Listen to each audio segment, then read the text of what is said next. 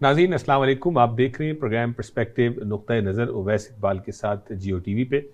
नाज़रीन इस वक्त जो है वो हर घर में एक गुफ्तगू ज़रूर कॉमन है, वो है बढ़ती हुई महंगाई, इन्फ्लेशन और इसका असर मुझ पे और आप पे क्या हो रहा है मुझे आपको बताने की ज़रूरत नहीं है। हर जगह पे आपके अखराजात बढ़ते चले जा रहे हैं और ख़ास तौर पे अगर अमेरिका, कनाडा का जो रियल एस्टेट का लैंडस्केप देखा जाए, ये मेरे लिए और आपके लिए शदीद मुश्किल का बाइस बनता चला जा रहा है। जो बढ़ते हुए इंटरेस्ट रेट्स हैं, हुकूमतों के जो इक़दामात हैं, सेंट्रल बैंक्स के जो इक़दामात हैं अमेरिका, कनाडा में इन्फ्लेशन को काबू पाने के लिए वो इंटरेस्ट रेट के ज़रिए जो है वो उसको काबू पाने की कोशिश कर रहे हैं। लेकिन जब इंटरेस्ट रेट बढ़ता चला जा रहा है, मेरी और आपकी मुश्किलात में इजाफा हो रहा है। ना सिर्फ वो घर जो इस वक्त मेरे और आपके पास है जिसकी मोर्गेज हम दे रहे हैं, बल्कि जो आइंदा आने वाली मुश्किलात हैं, हमारी क्लोजिंग्स किसी की आने वाली हैं, किसी ने किसी प्रोजेक्ट में हाउस बुक किया हुआ है, किसी ने जो है वो अपनी घर की मूवमेंट के लिए सोचा हुआ है, तो उन सब मामलात का क्या होगा? क्या आप मोर्गेज के लिए क्वालिफाई कर पाएंगे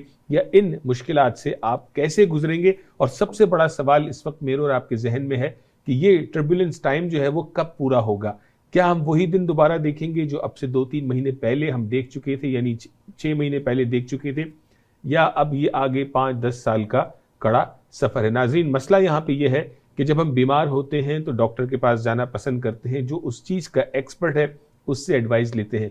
लेकिन जब बारी आती है रियल एस्टेट की, हमारे फाइनेंसिस की, तो इसमें हम राह चलते किसी से भी मशवरा लेते हैं और अपना ओपिनियन क्रिएट करते हैं। नाज़रीन यहाँ पे ज़रूरत है उन लोगों से एडवाइस लेने की कि जो इस चीज़ को समझते हैं, जो गवर्नमेंट के इक़दामात को समझते हैं, इकॉनमी की चाल को जानते हैं और हिस्ट्री से मदद लेते हुए कोई ओपिनियन आपको दे रहे होते हैं। आज हमारी जो कोशिश है इस शो में वो यही है कि आप तक इस इंफॉर्मेशन को पहुंचाया जाए कि कनाडा में अब क्या सूरत हाल है, बैंक ऑफ कनाडा कब जाके रुकेगा, ये हालात कब सीधे होंगे और इसके पीछे सारे मामलात क्या हैं। इस पे बात करने के लिए नाज़रीन आज हमने दावत दी है रॉयल बैंक ऑफ कनाडा के रीजनल मैनेजर मॉर्गेज डिवीजन के जनाब नबील खान साहब को। नबील साहब अस्सलाम वालेकुम and welcome to the studio. Thank you for having me. वालेकुम सलाम। कैसे हैं नबील साहब आप? ठीक है, अल्लाह का शुक्र। अच्छा, मैंने अपने इंट्रो में कहा, आपने सुन भी लिया, आपसे ऑफलाइन भी बातचीत होती रही, तो थोड़ा सा तो आप हमें ले ऑफ द लैंड बताइए कि जो है वो बैंक ऑफ कनाडा आखिर कहाँ जाके रुकेगा और ये सब कुछ क्या हो रहा है? चलें तो फर्स्ट ऑफ ऑल बुलाने का बहुत बहुत शुक्रिया। Most welcome.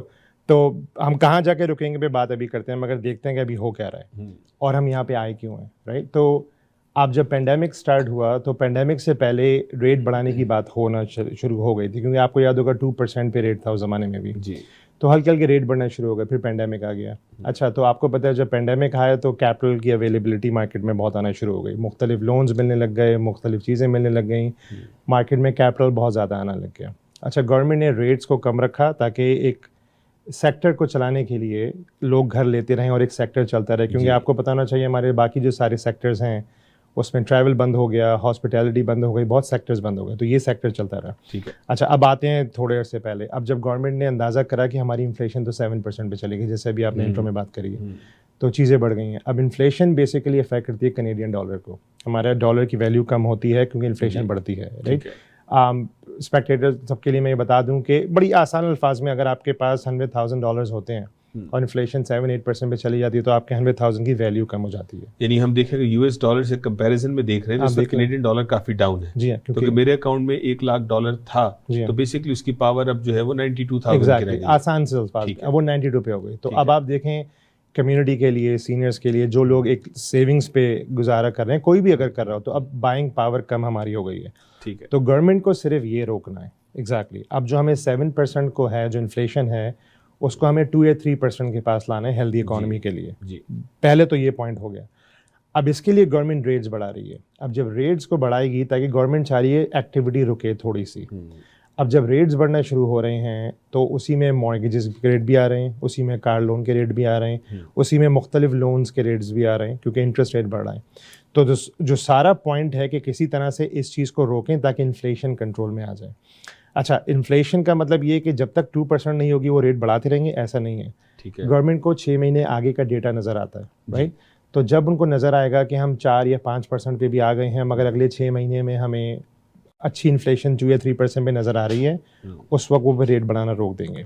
तो ये तो ले ऑफ द लैंड हो ठीक है, तो आपने कहा रेट बढ़ाना वो रोक देंगे। इस वक्त जो प्राइम रेट है वो 5.45 है, ठीक है, और अभी भी जो इन्फ्लेशन की रीडिंग है वो कोई खातिर खा चेंजेस नहीं आए हैं, चेंजेस नहीं आए हैं। तो अब इतना इंटरेस्ट रेट बढ़ाने के बाद अभी उनको ऐसी इंडिकेशन नजर नहीं आ रही है, तो आपको क्या नजर आ रहा है, कितने और इंक्रीसेस जो है वो बैंक ऑफ कनाडा करेगा कि बाय दैट टाइम उनको डिक्लाइन नजर आए? हाँ, तो अभी जो एक्सपेक्टेड हमें पता लग रहा है, जो हमारी इकोनॉमिक्स की रिपोर्ट आ रही है आरबीसी की भी, कि अभी हमें 75 बेसिस पॉइंट और नजर आ रहे हैं बढ़ते हुए। ठीक है, 75 अभी हम जहाँ पर हैं। अब या तो वो 75 आपको अक्टूबर की मीटिंग में मिल सकते हैं, या आपको 50 अक्टूबर में मिल सकते हैं, और 25 बाद में मिल सकते हैं।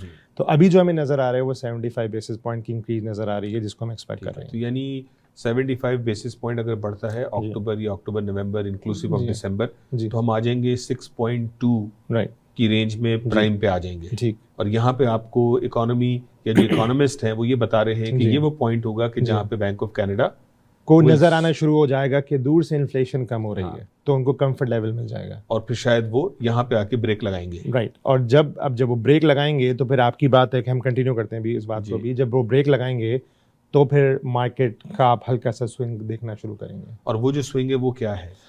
वो स्विंग ये देखें, अभी लोग साइड लाइन पर बैठे हुए हैं क्योंकि लोग जो है रेट बढ़ रहा है। जब एक दफ़ा मार्केट में ये मैसेज चला गया कि this is the reality of life, कि अब ये नॉर्मेलिटी यही है, ठीक है, तो फिर जो लोग हैं वो वापस आना शुरू करेंगे। अगर मैं आपसे जनवरी, अगर एक हाइपोथेटिकली बात करते हैं कि जनवरी में रेट बढ़ना रुकते हैं, अब उसके बाद से जो भी फर्स्ट टाइम होम बायर्स है, क्योंकि प्राइसेस आपको पता है घरों की कम हो चुकी है, राइट, उसके बाद जो फर्स्ट टाइम होम बायर है वो मार्केट में आना शुरू करेंगे। तो जब डिमांड बढ़ना शुरू करेगी तो सेलर्स बोलेंगे अब मैं भी अपने घर को बेचता हूँ, तो घर भी और मार्केट में आना शुरू करेंगे। तो फिर आप मार्केट में, हम कहते हैं इक्विलिब्रियम उसको कहते हैं, जी, वो बढ़ना शुरू होगा। तो साथ साथ घरों की प्राइसेस भी फिर बढ़ना शुरू होंगे।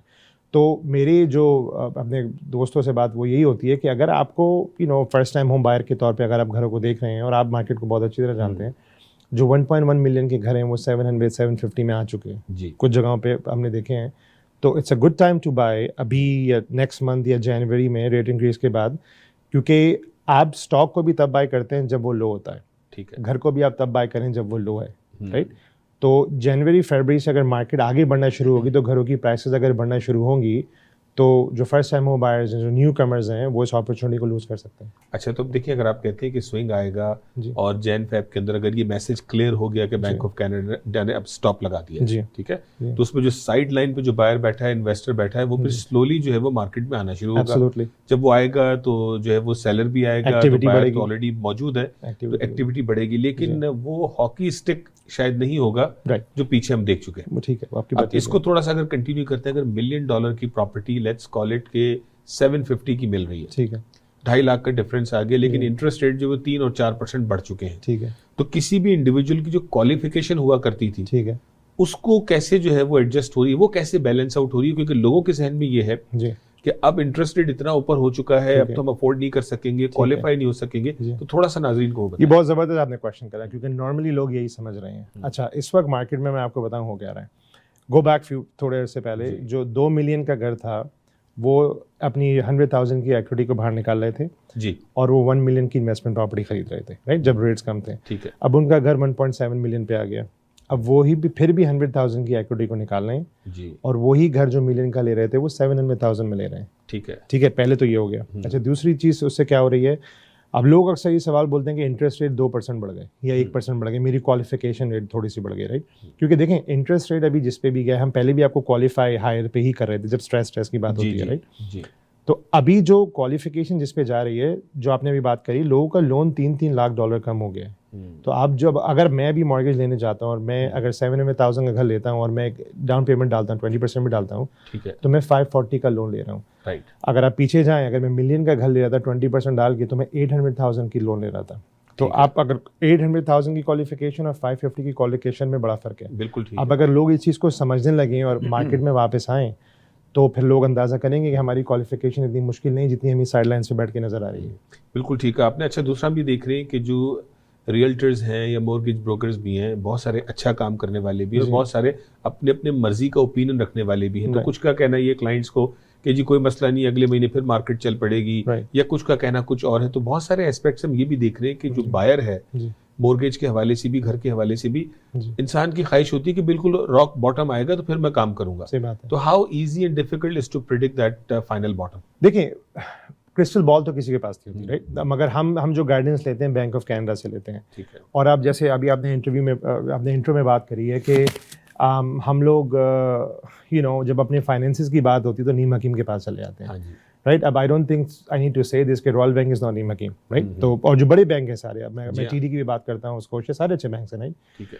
तो उसमें क्या होता है, इनको पीछे से गाइडेंस मिल रही होती है, इनको ट्रेनिंग मिल रही होती है, और तो वो जो बात करते हैं वो पीछे से लेके आते हैं। हम अभी कॉन्फ्रेंस पे गए थे 4 दिन की, और हमें ब्रीफिंग दी गई है कि क्या हो रहा है, और इसलिए मैं आपको बता रहा हूँ। तो coming back to a point कि रॉक बॉटम पे मार्केट कब जाएगी, कब आगे बढ़ेंगी। अब अगर हम एक हाइपोथेटिकली सिचुएशन लेते हैं कि अगर जनवरी में गवर्नमेंट ऑफ कनाडा ने और बैंक ऑफ कनाडा ने रेट बढ़ाने रोक देने हैं, तो most probably there will be the rock bottom. क्योंकि उसके बाद अगर आप पजल को बनाना शुरू करें, अगेन इकोनॉमी फ्यूचर नहीं बताती, मगर पजल आप मिलाना शुरू करें, तो जैसे अभी रेट रुक गए हैं, कस्टमर्स मार्केट में वापस आना शुरू हो रहे हैं, सप्लाई डिमांड बैलेंस होना शुरू हो रही है, इससे इंडिकेशन क्या मिलती है कि प्राइसेस ऊपर जाना शुरू हो जाएंगे। ठीक है, राइट। ठीक है। तो प्राइसेस ऊपर जाना शुरू हो जाएंगे, भले थोड़ी छोटी परसेंटेज में जाना शुरू होंगे, लेकिन जो है वो हम बाउंस की पोजीशन में आ जाएंगे रॉक बॉटम हिट करने के बाद। क्वेश्चन यहाँ पे ब्रेक पे जाने से पहले ये है, नबील साहब, आपने शुरू में कहा कि this will be the new norm. Right. जब स्टॉप सिग्नल आएगा तो पीपल विल अंडरस्टैंड कि अब ये नया नॉर्म है। लेकिन उस नए नॉर्म के अंदर इंटरेस्ट रेट तो ऊपर चला गया, अब घरों की प्राइसेस भी ऊपर जानी शुरू होंगी, तो जो 5.5 लाख की जो क्वालिफिकेशन थी वो फिर 6 साढ़े 6 पे आएगी। सही बात है। तो कहीं ना कहीं जो है वो रस्सी टाइट होगी मुश्किल कश। तो ये बताएं कि कोई ऐसा ट्रिगर पॉइंट भी उस वक्त आएगा, क्योंकि बहुत सारे लोग मुश्किल में हैं, लोगों की मॉर्गेजेस बढ़ गई हैं, आगे नई प्रॉपर्टीज आने वाली हैं। अगर लोगों में 5-10% ने भी हाथ उठा दिए और डिफॉल्ट्स आना शुरू हुए, तो क्या कोई ट्रिगर पॉइंट आ सकता है कि जहां पे बैंक ऑफ कनाडा थोड़ा सा अपने रेट को भी लोअर करे? बिल्कुल, सवाल आपका बिल्कुल ठीक है। तो जब बैंक ऑफ कनाडा को नजर आ जाए, क्योंकि देखें, हेल्दी इकोनॉमी को रन करने के लिए 3 to 4% का इंटरेस्ट रेट चाहिए। ठीक है, राइट। तो अभी जो मैंने आपको स्टार्ट में कहा कि अभी रेट सिर्फ बढ़ाए जा रहे हैं इन्फ्लेशन कंट्रोल करने के लिए। जब इनको लग गया कि हमारी इन्फ्लेशन अब बैलेंसिंग में आ रही है, तो ऐसा भी हो सकता है कि आप रेट्स को वापस हल्के हल्के नीचे कराएं। मे बी 1.99 ना जाए जो बीच में हो गया था, मगर 3-4 के दरमियान आ सकता है, ये भी इंडिकेशन है ऐसा। अच्छा, लेकिन जब वो रेट कट करने की तरफ आएंगे तो फिर लोग कहेंगे अच्छा, फिर जब रेट कट होगा तो प्राइसेस ऊपर जारी होंगी, तो बायर बहुत एक्टिव और तेज होगा। तो इसीलिए जब 3 से 4 महीने जब आपने रॉक बॉटम की बात करी, तब आप खुद देखेंगे बेस्ट टाइम बाय करने का क्या है। जब एक्टिविटी नहीं है, दैट्स द बेस्ट टाइम। क्योंकि जब अभी एक्टिविटी शुरू हो जाएगी, सब मार्केट में आ जाएंगे। और आपको पता है, Canadians we have realized कि यार real estate is a good place to generate some wealth। जी। तो जब सब लोग आएंगे तो एक्टिविटी शुरू होगी, और फिर बिडिंग्स भी आ सकती हैं, और मुख्तलिफ चीज़ें आएंगी। तो isn't it the best time to buy when the rock bottom hits? बिल्कुल ठीक है। नाज़रीन, यहाँ पे हम एक ब्रेक लेंगे, और ब्रेक के बाद जब वापस आएंगे तो इसका गुफ्तगू को जारी रखेंगे।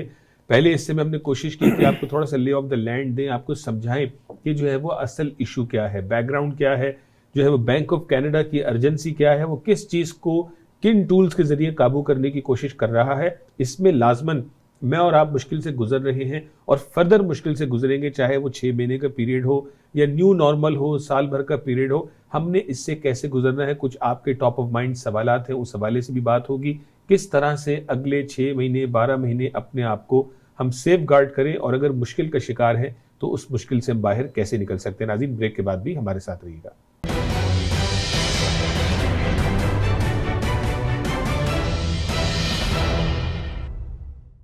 Ayoun and Sabia Lawyers is a full-service law firm. We provide legal services in real estate, immigration, and family law. Our firm offers prompt service to clients and a range of appointment options, online, teleconference, or in person. Our spotless reputation has landed us with awards. We seek to understand each one of our clients with compassion, efficiency, and full knowledge.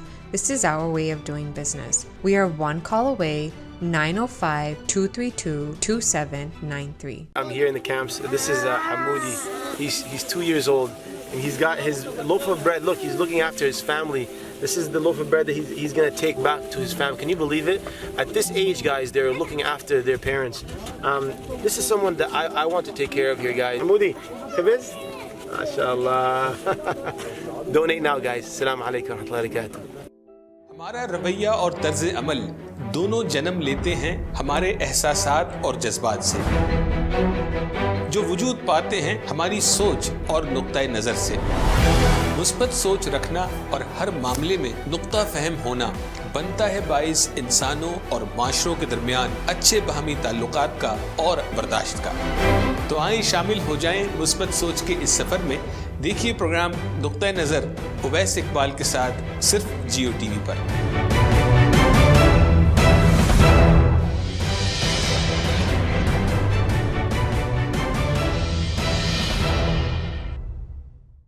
नाज़रीन welcome back, बहुत शुक्रिया। Break के बाद भी आप हमारे साथ रहे। नाज़रीन आज हम बात कर रहे हैं कनाडा में जो इस वक्त रियल स्टेट मार्केट की सूरत हाल है। अमेरिका में भी कोई डिफरेंट नहीं है, वहाँ की भी यही पोजीशन है कि जो दोनों मुल्कों के जो बैंक्स हैं, सेंट्रल बैंक्स हैं, वो इंटरेस्ट रेट जो है वो कंटिन्यूसली बढ़ाए चले जा रहे हैं और इन्फ्लेशन जो है वो अभी भी काबू में नहीं आ रही। देखना यह है कि अब मजीद कितना इंटरेस्ट रेट बढ़ेगा। नबील साहब जो हमारे साथ मौजूद, उन्होंने कहा कि बैंक ऑफ कनाडा मुमकिना तौर पे शायद 75 बेसिस पॉइंट तक और जाएगा एक अटेम्प्ट में या 2 अटेम्प्ट्स के अंदर, और उसके बाद मुमकिना तौर पे वो सिग्नल आ जाएगा कि अब इस सतह पे हम आ गए हैं कि जहां पे इन्फ्लेशन जो है वो गिरना शुरू हो जाएगी और आहिस्ता आहिस्ता इकोनॉमी जो है वो काबू में आएगी। उसका इफेक्ट क्या होगा? उसका इफेक्ट नेचुरली जो साइड लाइन बायर्स हैं वो मार्केट में इन होंगे, मार्केट को ड्राइव करेंगे। मैं ये तो नहीं कहता कि मार्केट उस तरह से ड्राइव होगी जैसे आज से 6 महीने पहले थी, लेकिन वो जो फियर फैक्टर है वो शायद ओवर होगा और गाड़ी आगे चलना शुरू होगी।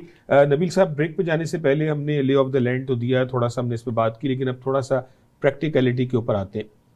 अब वो फैमिलीज के जिनकी मॉर्गेजेस हैं, चाहे वो 5 लाख की या 7 लाख की मॉर्गेजेस हैं, अब इतना रेट बढ़ चुका है, लोगों ने वेरिएबल लेके रखा हुआ था।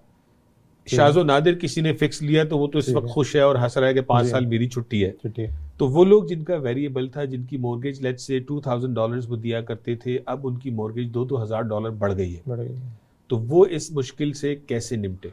अब मैं आपको बताता हूँ कि दूसरे बैंक्स क्या करते हैं और मैं आपको बताऊँ रॉयल बैंक क्या कर रहा है। ठीक है, अच्छा, रॉयल बैंक के पास एक चीज़ होती है ट्रिगर रेट। ट्रिगर आपने नाम सुना होगा, राइट जी। तो जैसे आपका वेरिएबल आपने लिया होगा प्राइम -1 फॉर एग्जांपल कभी लिया हो, तो हर मॉर्गेज का एक ट्रिगर रेट हमने बनाया हुआ है। जैसे आपकी पेमेंट अगर $2,000 की फॉर एग्जांपल है, 1000 आपका इंटरेस्ट जाता है, 1000 का प्रिंसिपल जा रहा है जी। एक रेट इंक्रीज आया, आपका 2000 वही रहा, हमने आपकी पेमेंट चेंज नहीं करी, मगर आपका 1200 इंटरेस्ट में चला गया, 800 प्रिंसिपल चला गया। बढ़ते बढ़ते बढ़ते जब तक आपका 2000 पूरा का पूरा इंटरेस्ट में नहीं जाएगा, हम आपकी रॉयल बैंक आपकी पेमेंट नहीं बढ़ा रहे हैं। ठीक है, नहीं बढ़ाई हमने। जब आप 2000 पे पहुंच गए, इसका मतलब आपका ट्रिगर रेट अब हिट हो गया है जी। तो उसके बाद हर $100,000 पे एवरेज आपका, हर किसी का ट्रिगर रेट डिफरेंट है, एवरेज हम $50 बढ़ा रहे हैं फॉर एग्जांपल।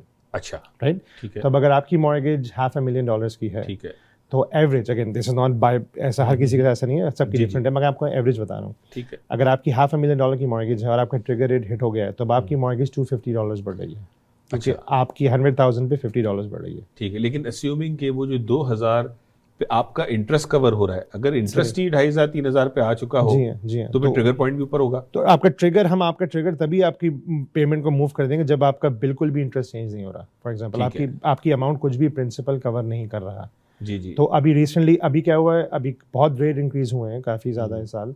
अभी रिसेंटली अक्टूबर में हमारे क्लाइंट्स, जो पहले क्लाइंट्स हैं, उन्होंने ट्रिगर रेट्स को हिट करा है। अच्छा, तो अब हमारी पेमेंट्स 250 बढ़ी हैं, ये रॉयल बैंक कर रहा है। अच्छा, मैं आपको बताऊं मार्केट में और बैंक्स ने क्या करा है जी। उन्होंने क्या करा है, उन्होंने आप भी जब भी आपकी रेट इंक्रीज होती गई हैं, आपकी पेमेंट बढ़ती गई है। तो आपकी बात ठीक है, कई लोग जो 2000 दे रहे थे वो 4000 दे रहे हैं, जो अफोर्ड नहीं कर सकते जी। तो वो लोग इस वक्त हमारे पास आ रहे हैं। यानी वो, अच्छा, आरबीसी के अलावा भी और कोई बैंक है जो इस तरह का मुझे आरबीसी का ही पता है इस वक्त, मगर जो मुझे मार्केट में इंफॉर्मेशन है, वो दूसरे बैंक्स ने रेट्स, मतलब पेमेंट्स 2000 से 3000 से 4000 कर दी हैं जी। हाँ, तो इससे होकर है बहुत ज़्यादा कस्टमर बेसिस तक हमारे पास आ रही है। अच्छा, हम सबको ये बोल रहे हैं कि इसका ये मतलब नहीं है कि आपकी पेमेंटें नहीं बढ़ेंगी, मगर ग्रेजुअली जब आपका ट्रिगर रेट हिट होगा तो आपकी पेमेंट्स बढ़ेंगी ऑन अ मिनिमल लेवल। तो इस वक्त बहुत सारे लोग हमारे पास इसलिए आ रहे हैं क्योंकि उनकी पेमेंट, आपने कैश फ्लो की बात करी है, तो ये एक रेमेडी है जी जो आरबीसी ऑफर कर रहा है फॉर द टाइम। ठीक है, ताकि आपको जो है वो, ठीक है, गो के इस वक्त प्रिंसिपल आपका ना होने के बराबर जा रहा है, लेकिन आपका जो कैश फ्लो है, वो आप मेंटेन कर, क्योंकि देखें ना, इन नटशेल इसमें हो क्या रहा है, हम बेसिकली आपकी एमोर्टाइजेशन को बढ़ा रहे हैं जी, टेक्निकली स्पीकिंग, राइट। बाकी बैंक आपकी एमोर्टाइजेशन को वही रखे हुए हैं। अच्छा, उससे हो क्या रहा है, आपके जो कैश फ्लो है, और आपको पता है कि with inflation being so high, अब मैं आपको बोलूँगा आप $4000 पेमेंट के देते हैं, आप 2000 देते थे, तो as normal Canadians are feeling a lot of pressure on that. बिल्कुल ठीक है। अच्छा, दूसरी बात बताएं कि जो जिस तरह बैंक ऑफ कनाडा के पास मुख्तलिफ टूल्स मौजूद हैं इंटरेस्ट रेट के बढ़ाने के और चीज़ों के, इसी तरह जो मॉर्गेज इंडस्ट्री है उसमें भी एक टर्म यूज़ होती है अमोर्टाइजेशन, जो भी आपने जिक्र किया। 25 साल हमने देखी, 30 साल का भी ऑप्शन होता है अगर आपकी डाउन पेमेंट अच्छी है। तो क्या 35 और 40 साल ये भी वो टूल्स किसी वक्त आ सकते हैं कि थोड़ा सा लोगों को आसानी हो जाए, इनकी पेमेंट जो है वो कम हो जाए? तो ये टूल्स अभी नई मॉर्गेजेस के लिए टेबल पर नहीं है। अच्छा, ये बिल्कुल हमने नहीं सुना टेबल पर है। एग्जिस्टिंग मॉर्गेज की अगर हम बात करते हैं जी, तो हम वो टूल ऑलरेडी यूज कर रहे हैं, जैसे मैंने अच्छा, आपको बताया, जैसे भी आपने बताया, जैसे मैंने आपको बताया। ठीक है। तो हम कुछ केसेस में अगर आपकी पेमेंट्स को हम मेंटेन करने के लिए हम आपकी कहीं पे मॉर्गेज 35 इयर्स ले गए हैं, कहीं में आपकी मॉर्गेज 40 इयर्स ले गए हैं, 40 भी, ओके, कहीं में आपकी 45 भी ले गए हैं। रियली? मैंने 50 भी देखी है। ठीक है। मैंने 50 भी किसी की मॉर्गेज को जाते हुए देखा है, क्योंकि हम उनकी पेमेंट्स को मेंटेन कर रहे हैं। ठीक है। जब उनका रिन्यूअल आएगा, रिन्यूअल के टाइम पे हम चीज़ों को वापस लाने की कोशिश करेंगे, ठीक है। क्योंकि रिन्यूअल में 2-3 साल लग सकते हैं, 2-3 साल तक सिचुएशन बेहतर हो सकती है। मगर हम आपकी coming back to your point, हम 30, 40, 45 से कुछ मॉर्गेजेस आ चुकी हैं।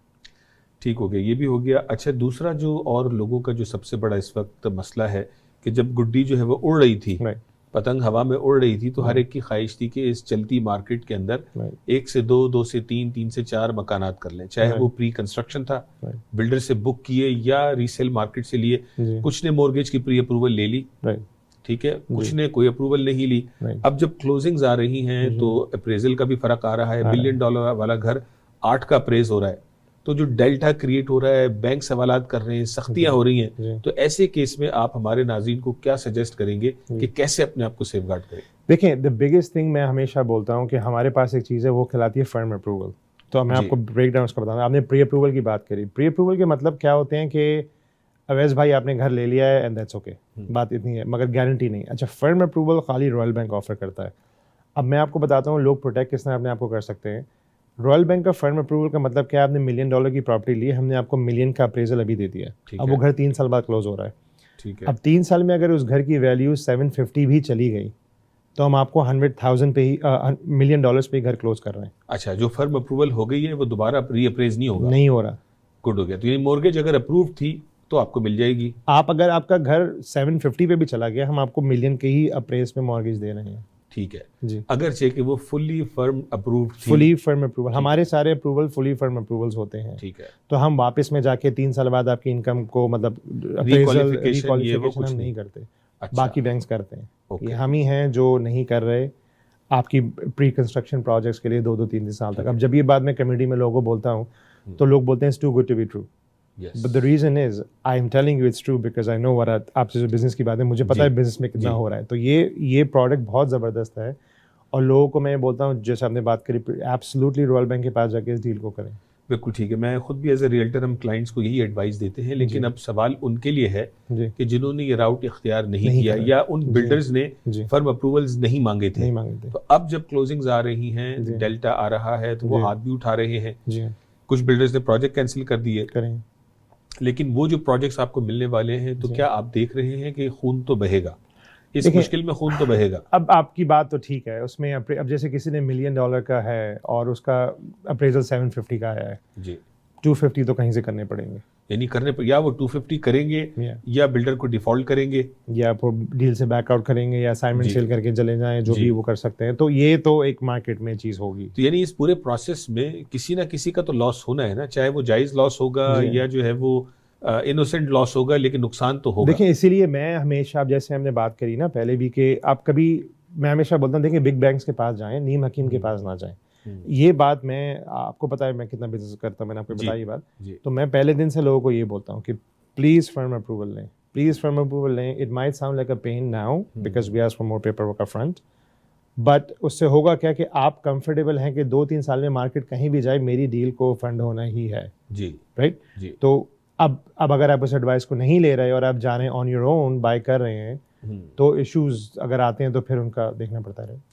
ठीक है। अच्छा, ये जो दूसरा एक और गुफ्तगू चल रही है, फियर फैक्टर चल रहा है रिसेशन का जी, are we already in recession from bank standpoint, economist standpoint, या रिसेशन अभी आएगा तो एक और लेयर आने वाली है मुश्किलात की? बहुत अच्छा सवाल आपने किया। तो हम अभी कॉन्फ्रेंस पे गए थे, तो देखें रिसेशन जब आती है, जब 2 क्वार्टर की नेगेटिव ग्रोथ आती है, रिसेशन तब आती है ना। अगर तो इस बार अब आप सोचें, नॉर्मली रिसेशन जो जिसने देखी है 2007-8 भी देखा होगा यूएस में, बिल्कुल उस वक्त क्या होते हैं, जॉब्स लॉस होती हैं, मुख्तलिफ रिटेल की चीज़ें कम जाती हैं। इस बार अगर रिसेशन आएगी और 2 नेगेटिव ग्रोथ लॉस आएंगी भी, फॉर एग्जांपल, तो आप जॉब लॉस नहीं देख रहे मार्केट में। मार्केट में जॉब्स अवेलेबल हैं अभी, बिजनेसेस खुल रहे हैं, चीज़ें हैं मार्केट में। तो अगर ये रिसेशन आएगी भी तो this is not a typical definition of recession कि मार्केट बैठ गई। रिसेशन आएगी, नेगेटिव ग्रोथ होगी, चीज़ें रुकेंगी, मगर जॉब्स आपके पास अवेलेबल हैं, कार सेल्स आपकी अभी भी हो रही हैं।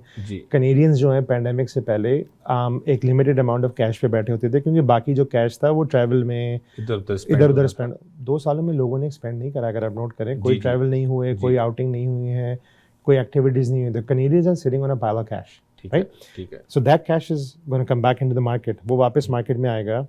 आपको पता है कि 1 मिलियन कस्टमर्स ने 1 मिलियन इमिग्रेंट्स ने यहाँ पर आना है, वो मार्केट में आएंगे। लोग वापस में आके, तो recession, this is not a typical recession कि यार सब कुछ बैठ जाएगा। You might see 2 quarters of negative growth, but at the same time on a very healthy spectrum is also happening. ठीक है, ये पॉइंट बड़ा क्लियर करना चाहिए कि अगर फियर फैक्टर है वो सिर्फ इसलिए कि अगर हमने रिपोर्ट पढ़ ली, अगर हम अंदर जाएं तो देखा जाए तो हम चीज़ों को रोक रहे हैं फॉर अ रीज़न, मगर बाकी सब चीज़ें ठीक चल रही हैं। बाकी सब चीज़ें ठीक चल रही हैं। अच्छा, तो गुड हो गया नबील साहब, बहुत शुक्रिया, आपने जो है वो काफ़ी तफसील से बैकग्राउंड भी दिया और अपनी इंसाइट भी दी। जिस कॉन्फ्रेंस का आपने जिक्र किया उस हवाले से भी आपने बात की। होपफुली हालात इसी तरह से हो, लोगों की मुश्किल का हल निकले, चूँकि हम सब कमज़ोर दिल के मालिक हैं जी, कि जब, जैसे आपने कहा, ये बाइंग टाइम है, इस वक्त बाई करना चाहिए, चाहे स्टॉक्स हैं या और भी चीज़ें हैं, लेकिन जो है वो हम इस वक्त बाई करने के बजाय जो है वो अपने ऊपर स्ट्रेस बढ़ाते जा रहे हैं। अब देखें ना, आपकी बात करता हूँ, अब go back to market few months ago, जब लोग बाय कर रहे थे तो 50 ऑफर्स होती थी घर पे। जी हाँ, जब कोई भी बाय नहीं कर रहा, प्रॉपर्टी की वैल्यू गिर रही है, तो कहाँ जा रही है? आपने वॉरेन बफे को सुना होगा, वो ये जो बड़े बड़े इन्वेस्टर्स हैं दुनिया के, क्या कहते हैं, when everybody is buying you don't buy that time, when nobody is buying that's when you buy, right? तो उसके लिए समझना ज़रूरी होता है कि क्या है, क्या इकोनॉमिक इंडिकेटर्स हैं। इसलिए मैंने आपको पूरी बात बताई, इकोनॉमिक इंडिकेटर्स क्या बता रहे हैं, चीज़ें क्या बता रही हैं। और जिसने अभी घर ले भी लिया है, तो फॉर एग्जांपल, अब जो भी आप अगर किसी भी चीज़ में लास्ट 10-12 साल या 20 साल में उठा के देखें, real estate is always gone up. तो अगर 1-2 महीने के लिए आपके 2 मिलियन का घर 1.7 पे हो गया तो दिल छोटा नहीं करें। इट्स ओके, चीज़ें वापस नॉर्मलाइज होना शुरू होंगी। अभी कुछ मेजर्स करे जा रहे हैं जो बैंडेड के तौर पे चीज़ों रोका जा रहा है, बट थिंग्स विल नॉर्मलाइज। हम अभी भी एक बहुत हेल्दी इकोनॉमी है हमारे पास। जैसे मैंने आपको बताया, कैश मार्केट में वापस आएगा, बिल्डर्स आएंगे, इमिग्रेंट्स आएंगे, ये सारे इकोनॉमिक इंडिकेटर्स कहाँ जा रहे हैं? 1 से 2 साल बाद हम डिफरेंट पोजीशन में खड़े होंगे। तो 2-3 महीने के लिए नहीं देखें, घर एक बहुत बड़ी इन्वेस्टमेंट है। बिल्कुल बिल्कुल, बहुत शुक्रिया नबील साहब, thank you so much for giving us your time. Thank you sir, thank you. नाज़रीन, आपने सुना, हिम्मत हारने वाली बात नहीं। आज का जो शो था ये आपको फर्दर डिप्रेस करने के लिए नहीं था। आज का शो इसी हवाले से था ताकि हम आपको एक जो है वो इन्फॉर्मेशन जो है वो ट्रस्टेड सोर्स से पहुंचा सकें। रॉयल बैंक ऑफ कनाडा के रीजनल जो है वो मैनेजर हैं मॉर्गेज डिवीजन के, उन्होंने आपको बताया कि गवर्नमेंट या बैंक ऑफ कनाडा, उनका माइंडसेट इस वक्त क्या है। और न सिर्फ माइंडसेट को जानना ज़रूरी है, हमें फॉरवर्ड लुकिंग होना ज़रूरी है। जिस तरह आप 1 साल पहले या 6 महीने पहले आप इस चीज़ को अगर आपने गेज नहीं किया था, जो कि राइटिंग ऑन द वॉल था कि वो दिन आएगा कि जब मार्केट थमेगी और इंटरेस्ट रेट्स ऊपर जाएंगे, लेकिन आपने उस वक्त एक ना सुनी और आपने उन मेजर्स को नहीं अपनाया जो आपको सेफगार्ड करने के लिए अपनाना चाहिए था। अब वो जो हुआ सो हुआ। अब बात हो रही है नाज़रीन, यहाँ से आगे हमने कैसे चलना है। अगर आपका एग्जिस्टिंग घर है, उस पर मोर्गेज है, उस पर अपने आप को सेफगार्ड कैसे करें। क्या आप राइट बैंक के साथ हैं कि जहाँ पे इस वक्त वो आपके कैश फ्लो में आपको हेल्प कर रहा है? क्या आपकी क्लोजिंग्स आने वाली हैं? तो अभी भी आप किसी एक्सपर्ट के पास गए हैं कि नहीं गए हैं, या जो है वो कबूतर की तरह आंखें बंद करके मुश्किल के आने का इंतजार कर रहे हैं? ये सब आपके ऊपर होगा, किस तरह से आप जो है वो राइट सोर्स से इंफॉर्मेशन लेते हैं और इंफॉर्मेशन लेने के बाद आपकी एक्शन लेने की सलाहियत किस तरह की है। और देखिए नाज़रीन, जब इस तरह के मामलात होते हैं तो नुकसान तो होता ही होता है, चाहे कम होगा, किसी को ज़्यादा होगा, कोई आप में से ज़्यादा अक्लमंद साबित होगा। आपकी अकल या मेरी अकल पे ज़ाहिर है उसका इन्हिसार तो है, लेकिन जो हमारी किस्मत में जो मुश्किलात हैं उससे हमें गुजरना होगा। लेकिन ज़रूरत इस अमर की है कि इस बात को पहलू से बांध लें कि आज भी आइंदा भी अगर आपको रियल एस्टेट का कोई डिसीजन लेना है, आपने फाइनेंशियल डिसीजंस लेने हैं, बच्चों की पढ़ाई के हवाले से डिसीजंस लेने हैं, तो आपने एक्सपर्ट सिंसियर लोगों से एडवाइस लेनी होगी, वरना टाइम आफ्टर टाइम हम इन मुश्किलों से गुजरेंगे। 2008 भी याद कीजिए, 2016 भी याद कीजिए, प्रॉपर्टीज डाउन गई लेकिन they always came back up, they always bounced from the lower point. तो हिम्मत नहीं हारनी, जो है वो सब्र से काम लें और स्ट्रैटेजी अपनाएं और अल्लाह से भी दुआ करते हैं कि अल्लाह तबारक व तआला हमें इस मुश्किल से निकाल दे। होपफुली आपको आज के इस शो से मालूमात में आपकी इजाफा हुआ होगा। अपना ख्याल रखिएगा नाजरीन, अगले हफ्ते आपसे फिर मुलाकात होगी। अस्सलाम वालेकुम।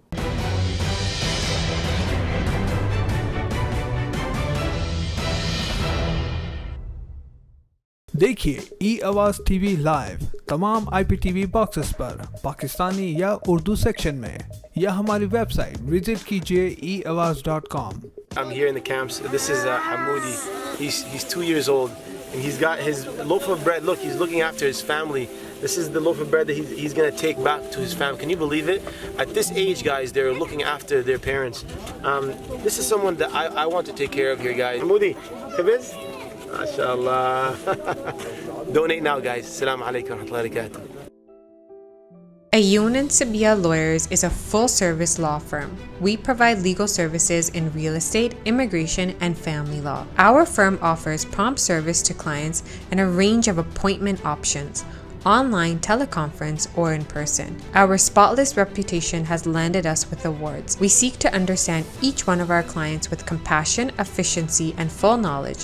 This is our way of doing business. We are one call away. 905-232-2799। हमारा रवैया और तर्ज अमल दोनों जन्म लेते हैं हमारे एहसासात और जज्बात से, जो वजूद पाते हैं हमारी सोच और नुक्ता नज़र से।